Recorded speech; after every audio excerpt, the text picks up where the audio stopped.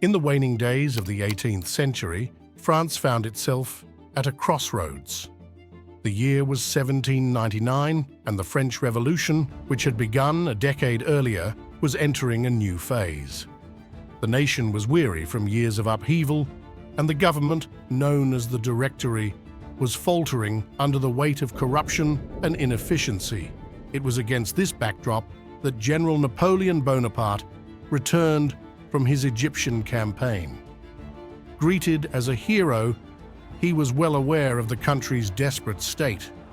Banditry was rampant, the economy was in shambles, and the government was on the brink of collapse. Napoleon, born on August 15, 1769 in Corsica, had risen rapidly through the military ranks. By the time of his return to France, he had already made a name for himself with his Italian campaign and his ambitious, though ultimately unsuccessful, venture in Egypt. The Directory, comprised of 5 members, was led by figures such as Paul Barras and Emmanuel Joseph Sieyès. Barras, a political opportunist, had been a constant presence since the Directory's inception. Sieyès, a former priest turned political theorist, was now seeking to implement radical changes to save the faltering republic. Napoleon's homecoming was not without controversy. Some called for his court-martial for abandoning his army in Egypt. Yet his popularity was undeniable, and his military prowess was seen as the nation's potential salvation. As the political climate grew more unstable, Napoleon found an ally in his brother Lucien, who served as the president of the Council of 500, one of the 2 legislative bodies alongside the Council of Elders. With Lucien's support, Napoleon navigated the treacherous waters of Parisian politics. Amidst this, Napoleon's personal life was equally tumultuous. His reunion with his wife Josephine was marked by passion and reconciliation, despite their mutual infidelities. Josephine would become an invaluable partner, both personally and politically. The stage was set for a dramatic shift in power.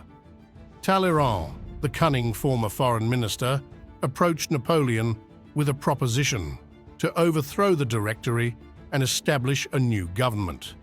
Sieyès, disillusioned with the Directory, had already begun plotting its demise. The plan was set in motion on November 9, 1799, or the 18th Brumaire, by the revolutionary calendar. The Council of Elders, manipulated by the conspirators, transferred command of the Paris military district to Napoleon, citing a fictitious Jacobin threat.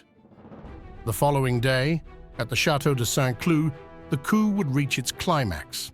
The legislative councils convened amidst a heavy military presence, a clear sign of the impending upheaval. Napoleon's initial address to the Council of Elders was met with hostility and derision. Accusations of tyranny were hurled at him, and the atmosphere grew increasingly volatile. In a desperate move, Napoleon entered the Council of 500, only to be met with greater resistance. His brother Lucien, however, turned the tide by accusing the opposition of being in league with Britain and declaring them outlaws.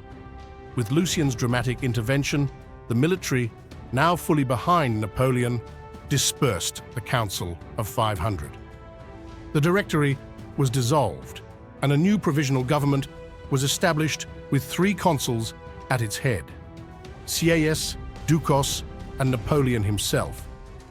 In a matter of days, Napoleon had ascended from a military hero to a political leader. The first consul, as he would be known, was poised to steer France through a new era, one that would see him consolidate power and eventually declare himself emperor. As we reflect on this pivotal moment in history, we must ask ourselves, how did a man of such humble origins command the destiny of a nation and leave an indelible mark on the world stage? If you enjoyed this historical journey into Napoleon's rise to power, don't forget to like, share, and subscribe to our channel. And remember, history is full of fascinating stories waiting to be explored. Hit that notification bell to stay updated on our next captivating episode.